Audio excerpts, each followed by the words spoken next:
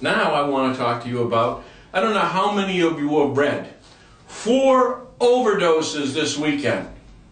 1 in a jail and 1 in a halfway house. Wow, 4, all in the same day. In fact, if you look through all the papers, which I did, which is about 15, NH1, Union Leader, right? MUR. You know, they've all said the same thing. 4 overdoses, 1 fatal, postponed prison visits. Prison visits. The suggestion is visitors are bringing the drugs in. Look, prison visits. No more prison visits. Inmate dies, overdose. Officials investigate. Prison visits. You know what I didn't see? The real culprits. Those of you remember, I went to jail for 10 days for contempt. I then immediately did a video, and you can hear it at the end, with a gentleman who just got beaten and raped. And he explains how the guards are selling drugs in the prisons. They meet people through glass. Visitation screens. It's the guards, you pinheads. How about this? Earlier this year, we only had a prison chef at Belmont get caught with $67,000 of heroin going into the prison. Who do you think he was cooking it up for? Right? Law enforcement's corrupt. They're not arresting these people. These are not the real drug dealers. Half of these kids had drug issues, went to jail based on hospitals and treatments and opiates for injuries as young people. My point being is, it's the guards, you pinheads.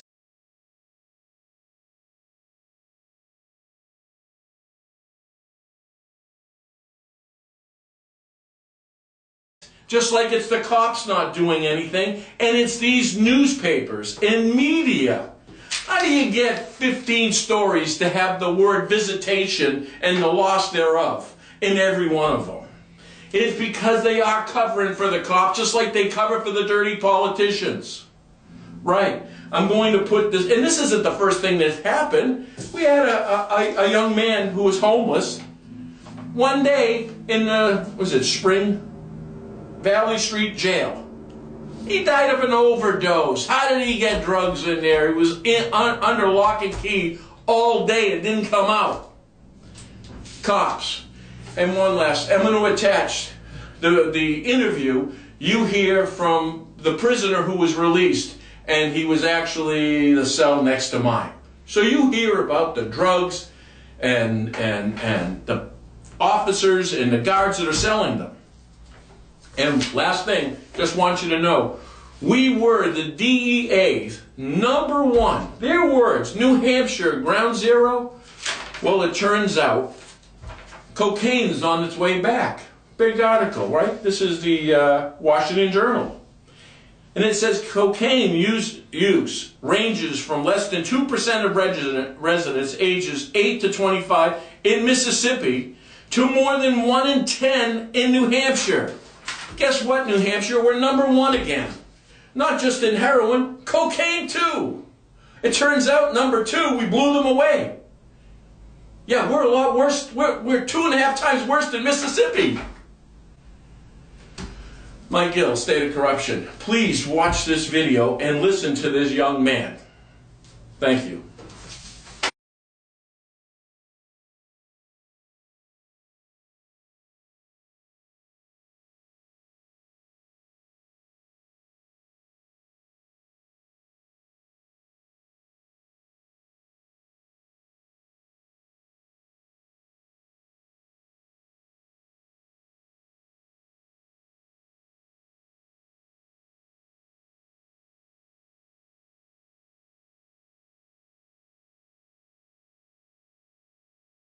Mike Gill, State of Corruption.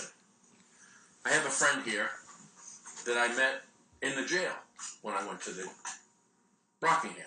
On contempt of court, where the judge refused my evidence that they only threatened to murder my children.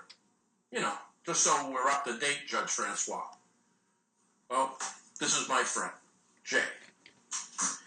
And Jay's a young man that I met in jail. I met a few young people in jail. You know, the ones that hadn't lost their souls. Not the predators, not the child molesters. Young people who've got in trouble with heroin. Now, Jay, we had talked.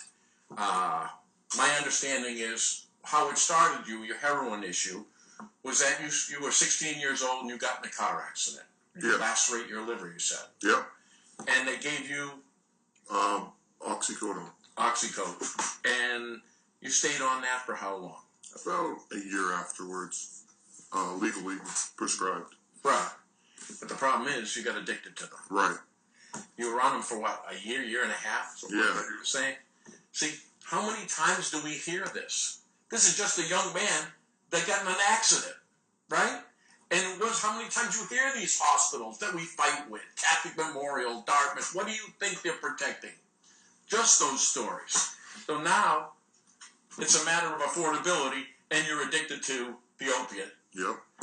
And you start on heroin because of why? The cheapness and the availability of it. It's that easy to find. Yeah. If it's that easy to find, why is it so hard for these police officers to catch, do you think? I think they only catch it when they have to meet certain criteria. Quotas, right. Feel like they're doing something. But I think they kind of make more money when they don't find it. Right. Well, that's my belief too. Yeah. And it's not hard for us to go there with the cops, which I have gone there. But let's go on what happens in prison. All right?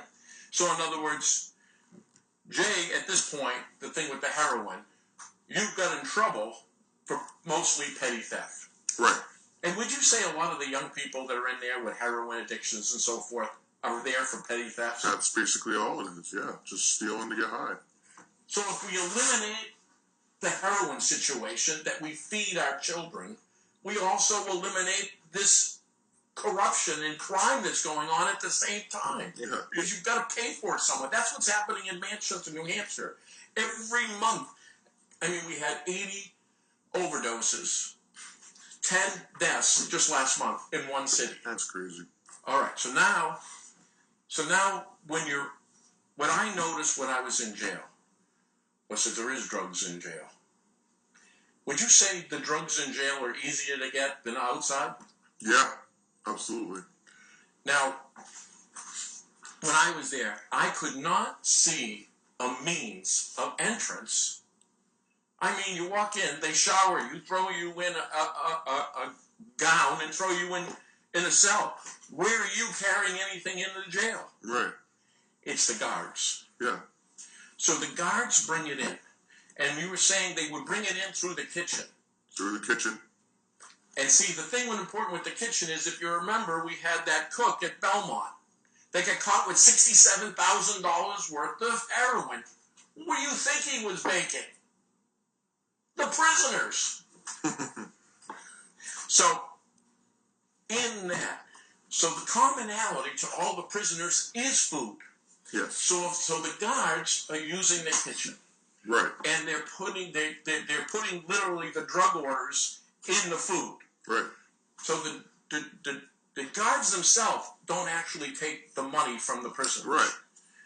But they don't even touch the drugs themselves. Right.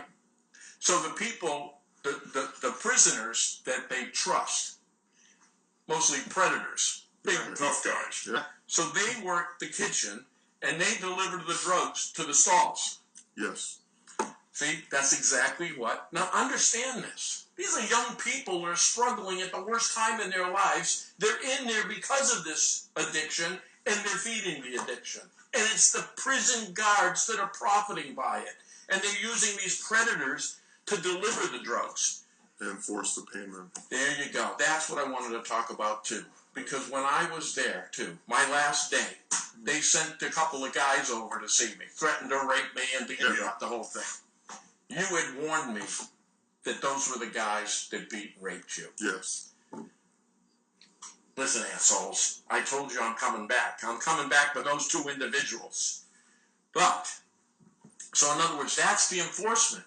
That's the payment. So the same people that are delivering it to you, in the cell. If you don't pay, what happens? They'll come in, they'll beat you up, they'll rape you if they want, and they'll say you're going to pay or else your life's going to be hell. We're going to keep doing this. We're going to fuck up your food. You're not going to eat.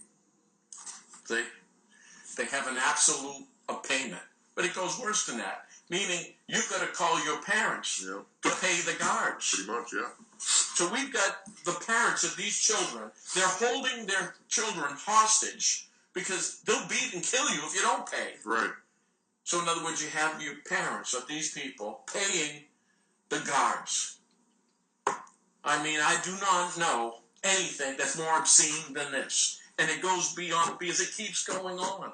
And so when young people are getting out of there, they're still addicted to heroin. Or dead because there's people dying in there of overdoses. Have you been seeing, so for instance, I bring it out. I bring it out on the radio stations. I put it out that young people are dying in jail. You see it. Mm-hmm. I mean, you see it, and you've seen them die of drug overdoses. Yeah. How do the guards handle it? They try to cover it up, or they do try to cover it up, yeah. Because this one kid that was on our block, he died. I guess he had a syringe or something, and he shot up the heroin. Yeah. And he like turned blue and everything, and he tried telling the guard, and he's like, "No, just keep him. Just make sure he's still breathing or whatever, and try to keep him awake. Keep smacking him and stuff once in a while." And if he stops breathing or whatever, just cover him up. Because they die all the time. Mm-hmm. There was a young man in Nashua prison that died. They wouldn't give the information. Then we find out that it was heroin shooting up in jail. And then I see, and it's those threats and those guys coming into the thing.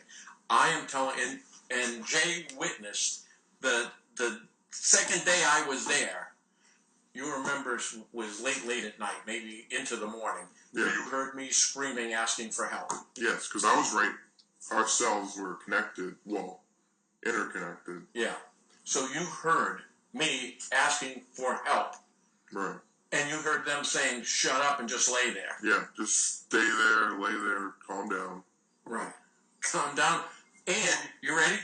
When they finally did come in and took my pressure, I was 70 points lower than I was that afternoon. My hands were blue, my feet were blue. These bastards tried to kill me. That's exactly what they tried to do. Do you remember I didn't eat the rest of the time? I know, yeah. Yeah. Fasting. Well, what I would do is I would sink the milk and the juice to make sure it wasn't leaking, and I lived on that for the rest of the 8.5 days. Jeez. Right. They didn't let me out of the stall one time. No. No phone calls, no nothing. I know. But you did hear me threaten them all, right? Oh, yeah. I'm coming back. And I mean it. I am coming back. Thank you. You're going to help a lot of people, and I need more brave people to come forwards and tell their story. Yeah. It needs to get out there. One last thing. For Officer Valencia, my understanding is they got a little nervous once I left. Oh, yeah. They had a lot of guards talking. A lot of talk, a lot of chatter going on. A little harder to get drugs in there for a little while. Yeah. And turns out that they moved Valencia. Yep, it did. All right. Well, now we're going to get back the rest. We made a promise. We're going to make a promise. I am going back. We are going to clean this up. And they're not going to kill our children. Mike Gill, State of Corruption.